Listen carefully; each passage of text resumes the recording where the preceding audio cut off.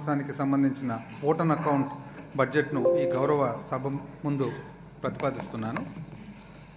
గత 5 ఏళ్లుగా మన రాష్ట్ర బడ్జెట్లను సమర్పించే అవకాశం నాకు దక్కిన అపూర్వ గౌరవంగా భావిస్తున్నాను. ముఖ్యంగా గౌరవ ముఖ్యమంత్రి గారికి అధ్యక్ష, అదేవిధంగా మీకు, ఈ హౌస్కు, మరి ఈ 5 సంవత్సరాలు సహకరించిన ఫైనాన్స్ డిపార్ట్మెంట్ ఆఫీసర్లు, స్టాఫ్ అందరికీ కూడా నా ధన్యవాదాలు తెలియజేసుకుంటా ఉన్నాను. ప్రజలకు సేవ చేస్తున్నప్పుడు మేము పొందుతున్న సంతోషకరమైన అనుభూతిని మహాత్మా గాంధీ గారి ఈ క్రింద మాటల ద్వారా తెలియజేస్తున్నాను.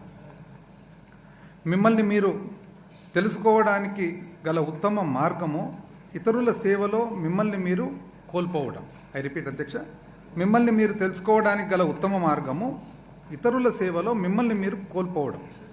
5 ఏళ్ల క్రితం నా మొదటి బడ్జెట్ పెడుతున్నప్పుడు మన గౌరవ ముఖ్యమంత్రి శ్రీ వైఎస్ జగన్మోహన్ రెడ్డి గారు మా మేనిఫెస్టోను పవిత్ర గ్రంథంగా భావించారని చెప్పాను. ఇది మన గౌరవ ముఖ్యమంత్రి గారు తన 3648 కిలోమీటర్ల పాదయాత్ర సమయంలో సమాజంలోని అన్ని వర్గాల నుండి, ముఖ్యంగా పేద, బడుగు మరియు బలహీన వర్గాలకు చెందిన ప్రజలను కలుసుకున్న సందర్భంలో గమనించిన అంశాల యొక్క ఫలితం. మా మేనిఫెస్టోలోని హామీలన్నింటినీ రాజకీయాలకు అతీతంగా ప్రజలందరికీ 100% అందించడంలో గౌరవ ముఖ్యమంత్రి గారి పట్టుదల మమ్మల్ని ఉత్తేజపరిచింది.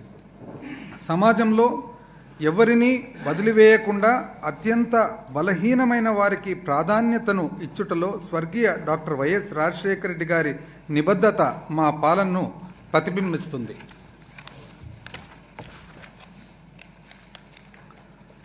అధ్యక్ష, ఏబ్రహాం లింకన్ గారి మాటల్లో ప్రజాస్వామ్యం అంటే అధ్యక్ష